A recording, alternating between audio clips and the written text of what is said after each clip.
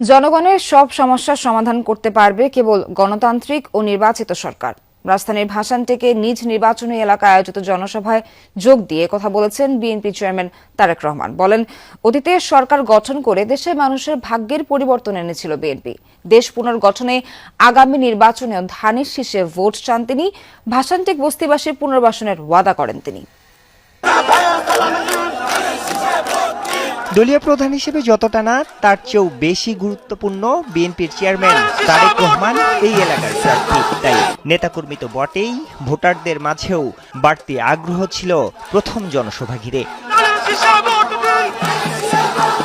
দলীয় পতাকা আর রং বেরঙের সজ্জায় যারা হাজির হয়েছিলেন সভাস্থলে, সবার কণ্ঠে ছিল ধানের শীষ আর জাতীয়তাবাদের স্লোগান। জনসভা শুরুর ঘণ্টা দুয়েক আগেই কানায় কানায় পূর্ণ হয়ে যায় ভাসানটেকের বিআরপি মাঠ।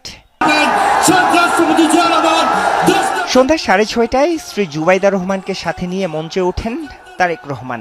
উচ্ছ্বাসে ফেটে পড়ে পুরো মাঠ, আশেপাশের এলাকা ছাড়িয়ে স্লোগান পৌঁছে যায় সদূরে। বক্তব্যের শুরুতেই তারেক রহমান মঞ্চে ডেকে নেন একজন নারী গার্মেন্টস কর্মী, একজন ভ্যান চালক এবং একজন শিক্ষার্থীকে। জানতে চান ভাসানটেকের সমস্যা, সম্ভাবনার কথা। মূল চাওয়াটা কি আপনাদের? মূল চাওয়াটা হলো আপনাদের সরকার হতে পারে, তাহলে আমাদেরকে একটা পুনর্বাসন করার একটা ব্যবস্থা করে দিতে হবে। এটা হলো আমাদের চাওয়া। এটা মূল চাওয়া। সমস্যাগুলো সমাধানের প্রতিশ্রুতি দিয়ে ধানের শীষে ভোট চান বিএনপি প্রধান। আমরা যদি অতীতের সবগুলো কাজ বিবেচনা করি, আমরা দেখব একমাত্র ধানের শীষকে যতবার নির্বাচিত করেছে এই দেশের মানুষ, ততবারই এই দেশের উন্নয়ন হয়েছে, দেশের মানুষের ভাগ্যের একটু হলো পরিবর্তন হয়েছে, ভালো পরিবর্তন হয়েছে। কাজে আসুন, আমি ধানের শীষের প্রার্থী হিসাবে আপনাদের কাছে আমি ধানের শীষের পক্ষে ভোট চেয়ে যাচ্ছি। একই সাথে আপনাদেরকে আমি অনুরোধ করছি, যেই পরিকল্পনার কথাগুলো আপনাদের সামনে আমি তুলে ধরলাম, সেই পরিকল্পনাগুলোকে যদি বাস্তবায়ন করতে হয়, তাহলে সমগ্র বাংলাদেশে ধানের শীষকে জয়যুক্ত করতে হবে। তারেক রহমান বলেন, শিক্ষা, স্বাস্থ্য খাতে উন্নয়ন, কর্মসংস্থান সৃষ্টি সহ সেক্টর ভিত্তিক নানা পরিকল্পনা গ্রহণ করেছে তার দল। দেশের মানুষ পরিবর্তন চায় উল্লেখ করে সুশাসন প্রতিষ্ঠায় বিএনপিকে ভোট দেওয়ার আহ্বান জানান তিনি। আমরা সিদ্ধান্ত গ্রহণ করেছি, আমরা পরিকল্পনা গ্রহণ করেছি।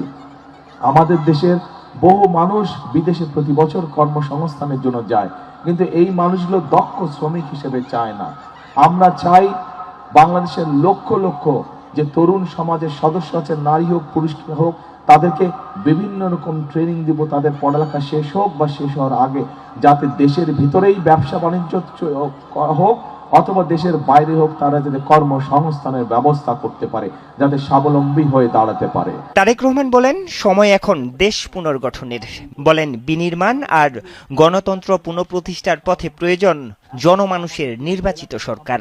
সারা দেশের সামগ্রিক যে সমস্যাগুলো আছে, মানুষের নিরাপত্তা, মানুষের কর্মসংস্থান, মানুষের শিক্ষা, মানুষের চিকিৎসা, এইগুলোকে যদি আমাদের অ্যাড্রেস করতে হয়, এই সমস্যাগুলোর পর্যায়ক্রমিকভাবে যদি আমাদের সমাধান করতে হয়, অবশ্যই আগামী দিনে বাংলাদেশের একটি গণতান্ত্রিক এবং মানুষের দ্বারা, সাধারণ মানুষের দ্বারা নির্বাচিত সরকার প্রয়োজন।